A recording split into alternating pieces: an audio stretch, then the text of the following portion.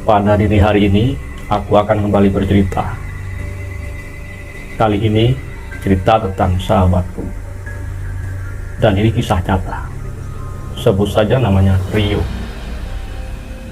Rio adalah cucu seorang tuan tanah di desaku.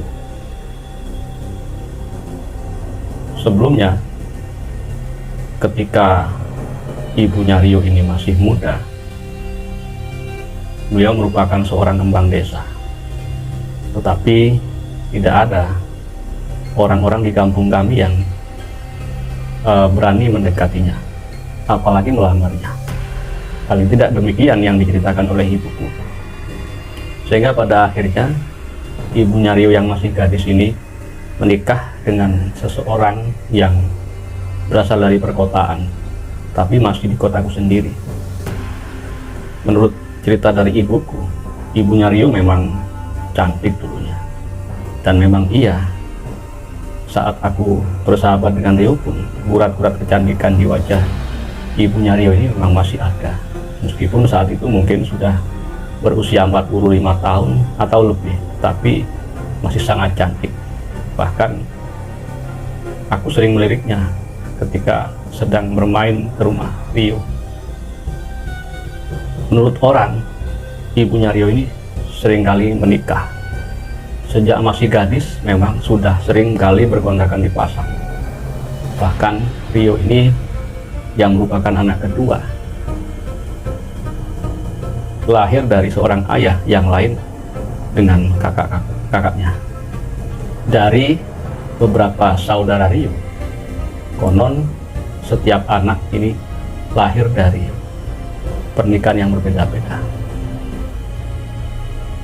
Maka semenjak aku dekat dengan Rio mulai bercerita banyak. Ternyata dari cerita Rio ini, aku menyimpulkan bahwa meskipun berkelimpahan harta, Rio sebenarnya tidak bahagia. Bahkan bisa jadi sudah disebut broken home.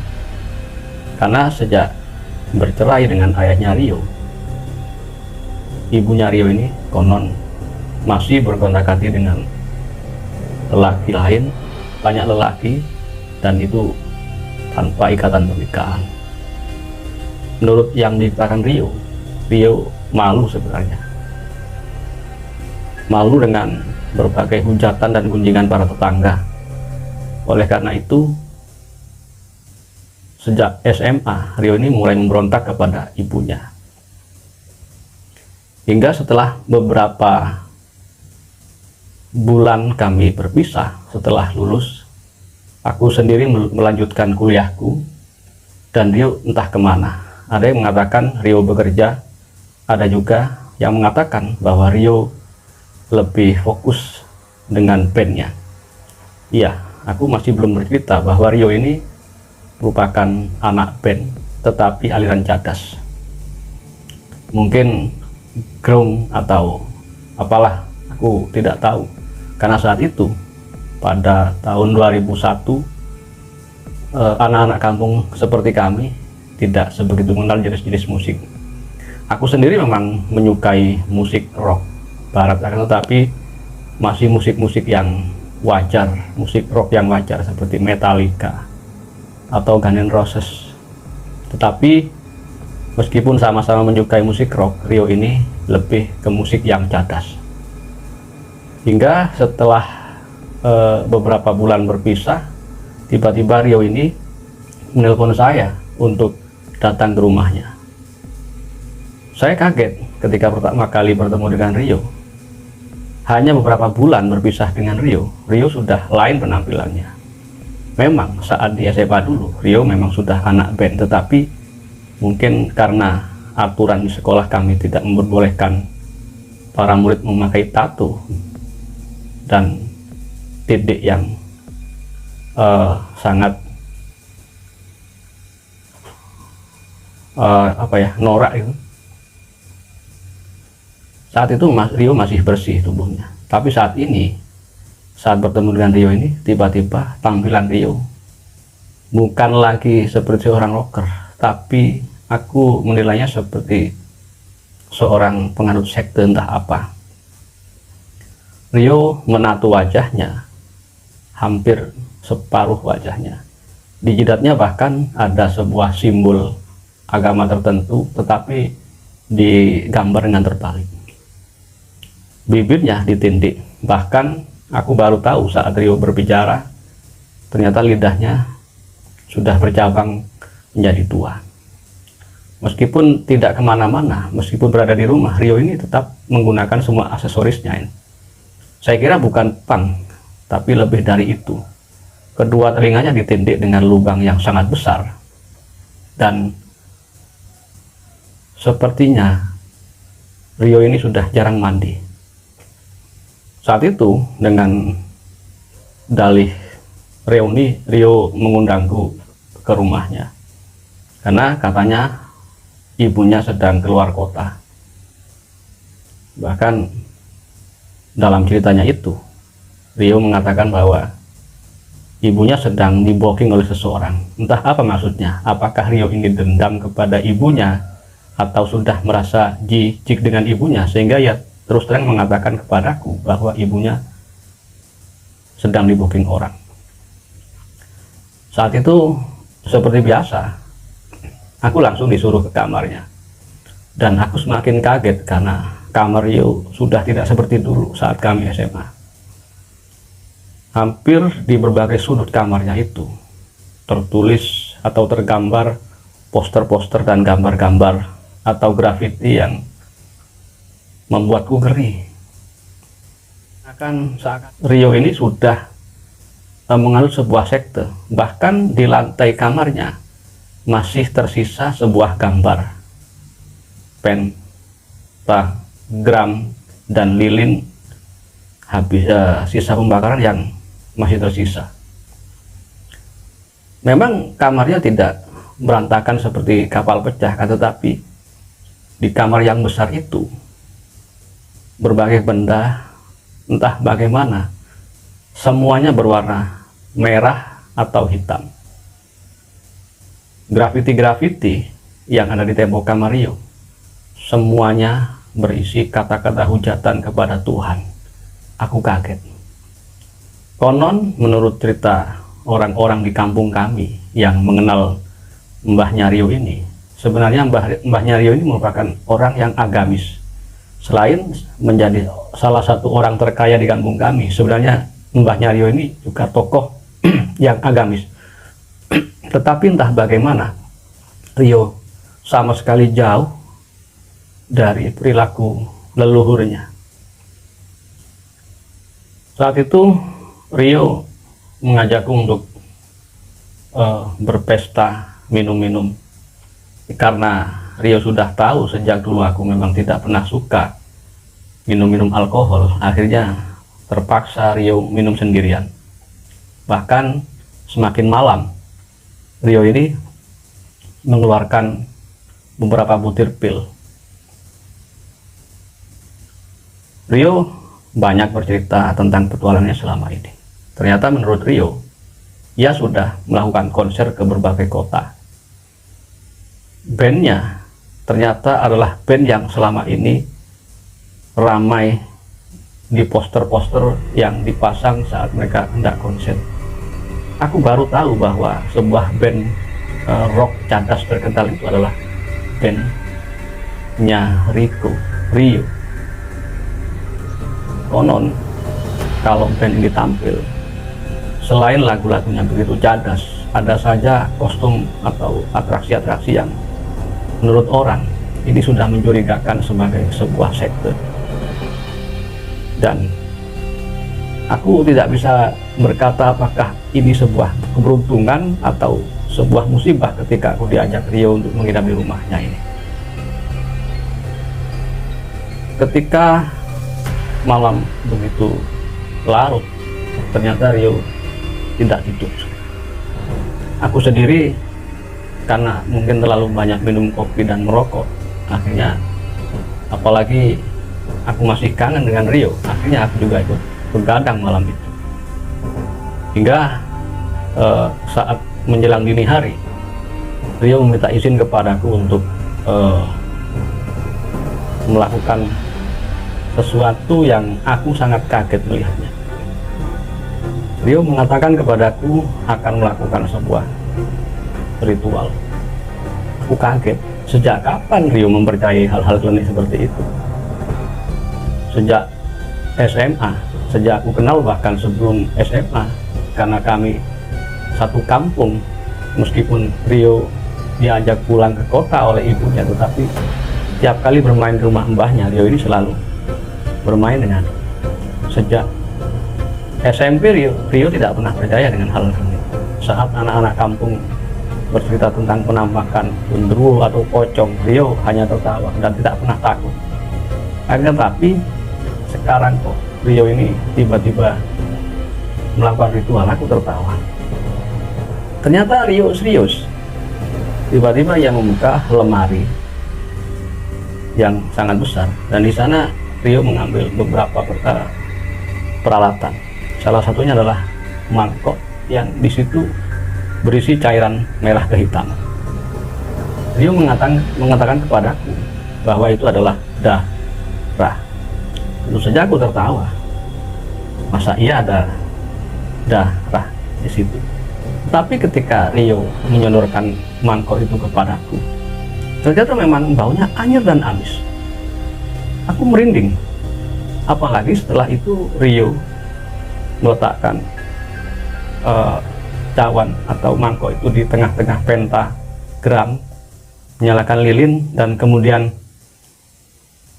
mengelilingi pentagram itu dengan menyanyikan sebuah nyanyian yang menurutku seperti sebuah mantra. Ada beberapa bahasa yang tidak aku kenal, sepertinya bahasa Ibrani. Ada juga bahasa yang sebenarnya bahasa Inggris. Dan beberapa bahasa lokal yang dibacakan atau diucapkan Rio saat itu berisi tentang hujatan-hujatan kepada Tuhan. Aku hanya menggeleng kepala dan berkali-kali memohon ampun kepada Tuhan. Dan andaikan Rio bukan sahabatku, saat itu aku mungkin sudah marah dan tersinggung, karena isi mantra-mantra yang diucapkan oleh Rio ini sudah menyinggung agama. Bukan hanya agama yang aku anut, tetapi hampir semua agama dihina oleh mantra yang diucapkan oleh Rio ini.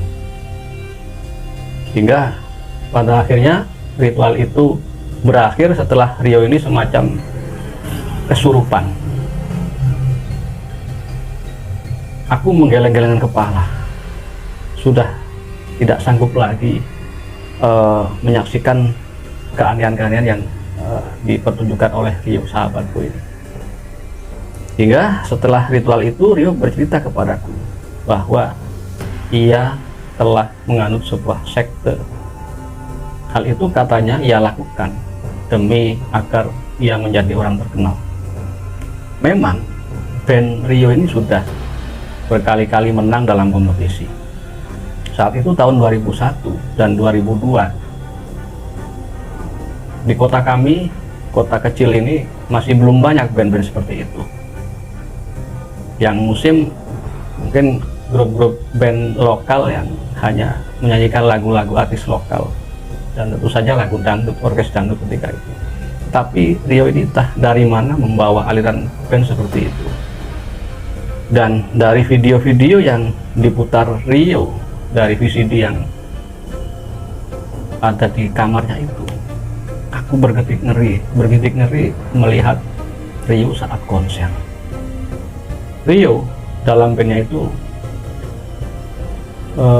bertugas menjadi seorang vokalis.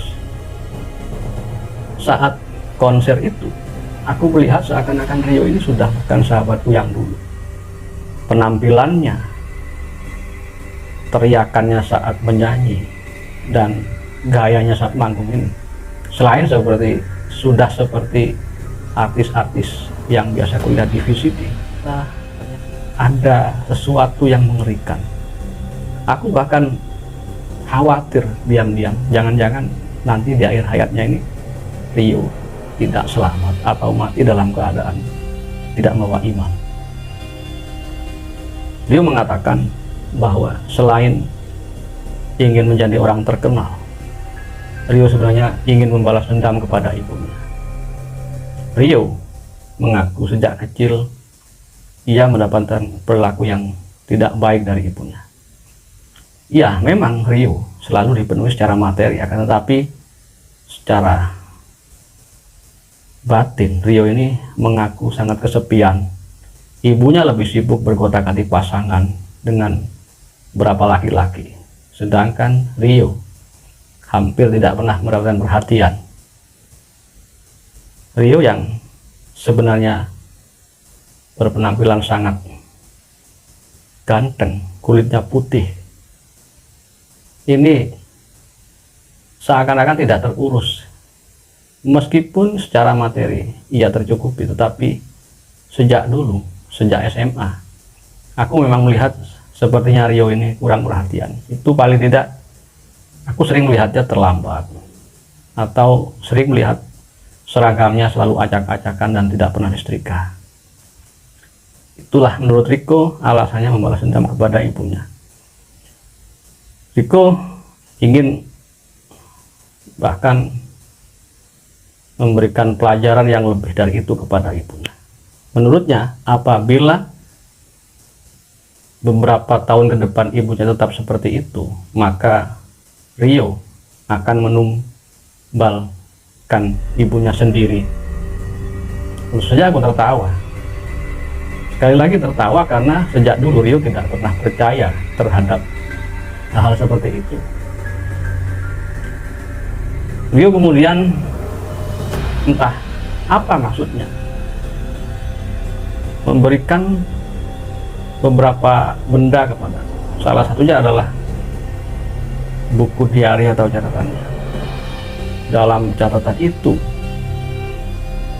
aku sampai mual membacanya. Hampir di setiap lembar buku catatan itu ada percikan-percikan cairan merah dari tubuh manusia, dan hampir semua kata-kata di situ melambangkan atau menggambarkan keputusasaan atau ajakan untuk berbuat anarkis, dan tentu saja yang paling banyak adalah hujatan-hujatan kepada Tuhan. Seandainya saat itu sudah ada internet seperti sekarang, mungkin aku sudah tahu bahwa sebenarnya Rio ini menganut sekte Satanisme. Tapi saat itu aku masih bingung. Aku tidak percaya apa sebenarnya yang terjadi pada Rio. Kenapa dia tiba-tiba sangat memuji Tuhan? Padahal jika dibandingkan dengan nasibku, sebenarnya nasib Rio ini jauh lebih baik. Leluhurnya merupakan orang-orang kaya, ibunya cantik, ia pun terlahir sebagai pemuda yang sangat ganteng, bahkan beberapa gadis berebutan untuk berpacaran dengannya. Beda dengan, tapi Rio ini kok malah memuji Tuhan hanya dengan alasan karena ibunya menyia-nyiakan diri. Selain menunjukkan buku catatan yang menakutkan itu, Rio juga menunjukkan koleksi VCD berisi film biru. Beberapa keping bahkan ia masukkan ke dalam VCD dan memutarnya. Saat itu pada tahun 2001, memang untuk melihat film-film seperti itu harus sembunyi-sembunyi dan untuk mendapatkannya agak sulit. Tapi saat itu entah bagaimana, Rio ini memiliki ratusan keping VCD seperti itu. Dan diputarlah salah satu judul film itu. Dan bukannya aku merasa senang dengan film itu, bukannya aku merasa bangkit gairah dengan film-film itu, akan tetapi sebaliknya aku malah mual, karena dalam film-film itu bukan hanya berisi adegan-adegan erotis, tetapi lebih kepada kekerasan, bahkan eksekusi dan mutil. Bukan seperti film-film menggairahkan yang lain. Situ tidak ada keindahan sama sekali. yang ada hanya kengerian. Karena aku mungkin tidak tahan melihat film-film itu, akhirnya Rio memutar kaset yang lain. Di sana awalnya para pemerannya adalah orang-orang lokal, bukan orang dari luar negeri. Ya, pada awalnya memang ada seperti bercumbu, tetapi lama-kelamaan adegannya berubah menjadi brutal. Aku tidak percaya bahwa di Indonesia pada tahun itu sudah ada komunitas-komunitas seperti itu. Komunitas yang membuat video berisi eksekusi. Dan ini kisah nyata, dan ini video nyata, bukan sebuah film. Bahkan saat itu sepertinya mereka menggunakan kamera yang berkualitas rendah. Ada juga yang beberapa video yang dibuat dengan handycam, akan tetapi sepertinya tidak pro. Banyak gerakan-gerakan atau cara mengambil video yang tidak profesional. Aku tidak tahan melihat itu dan menyuruh Rio untuk segera mematikan film itu, tapi Rio malah tertawa. Herannya Rio tidak berpesan kepadaku untuk merahasiakan itu semua. Rio bahkan seakan-akan welcome, mempersilahkan aku untuk bercerita kepada siapapun tentang perbuatannya itu dan tentang ia telah menganut sebuah sekte. Enggak, pagi itu juga aku sudah tidak tahan. Aku pamit untuk pulang, dan sebelumnya aku sudah beralasan bahwa saat itu aku ada acara keluarga. Rio mengizinkanku, tapi sebelum pulang ia memberiku sebuah buku catatan, dan catatan itu adalah buku diari yang jauh lebih menyeramkan dari yang aku baca. Itulah terakhir kalinya aku bertemu dengan Rio pada tahun itu. Karena untuk kembali main ke rumah Rio, aku sudah trauma. Ternyata di kota kecilku ini sudah ada orang yang menganut sekte seperti itu. Bahkan ia adalah sahabatku sendiri. Sahabatku yang sejak kecil begitu lugu, sahabatku yang leluhurnya begitu agamis. Aku tidak tahu entah dari mana Rio mendapatkan informasi sekte seperti itu. Beberapa bulan kemudian aku mendapatkan poster tentang adanya konser band Rio. Ya, meskipun aku bangga dengan sahabatku itu yang sudah mulai ngetot, tapi aku masih trauma seandainya harus menyaksikan konser itu. Herannya aparat tidak pernah melarang konser seperti itu. Mungkin dianggapnya hanya konser, hanya konsep seni. Padahal sebenarnya konser itu merupakan kampanye sekte yang dianut oleh Rio. Hari H pun datang, dan Rio memang melakukan konsernya dengan begitu gemilang. Aku sendiri tidak menonton, karena meskipun sudah diberi tiket gratis oleh Rio, aku masih trauma.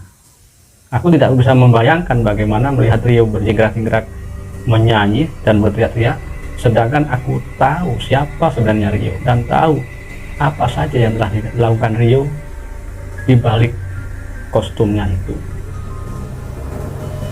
Hingga esok harinya setelah konser itu, aku mendengar berita bahwa Rio meninggal.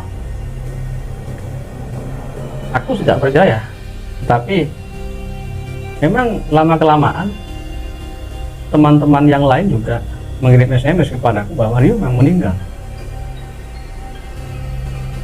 Memang tidak tertulis dalam berita di koran-koran lokal, dan saat itu memang masih belum banyak media-media online seperti sekarang. Tapi menurut desas-desus, Rio ini meninggal karena kebanyakan obat. Dan menurut cerita yang lebih valid, sebenarnya Rio ini meninggal karena kehabisan cairan merah tubuhnya. Konon saat konser itu Rio melakukan atraksi menyayat pergelangan tangannya dan menyanyi jingkrak-jingkrak sambil menghisap cairan merah tubuhnya itu.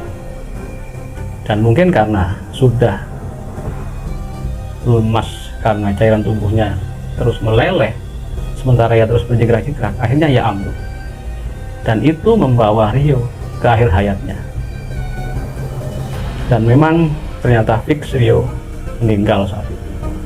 Aku pun meskipun masih agak trauma dan merinding dengan cerita akhir hayat Rio ini, dan juga masih terngiang-ngiang teringat apa yang pernah ditunjukkan Rio di kamarnya saat itu, akhirnya harus melayat juga sebagai solidaritas kepada sahabat, juga terhadap orang tuanya.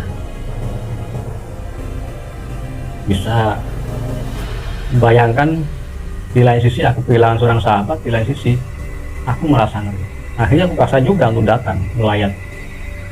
Tapi apa yang aku lihat dalam proses pemakaman Rio?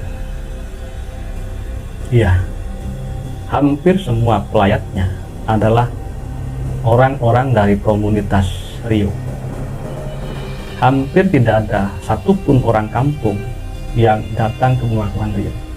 Jadi pemakaman keluarga saat itu dipenuhi oleh orang-orang yang penuh tato, orang-orang yang bertindik besar, dan di sana tidak ada pembacaan doa-doa.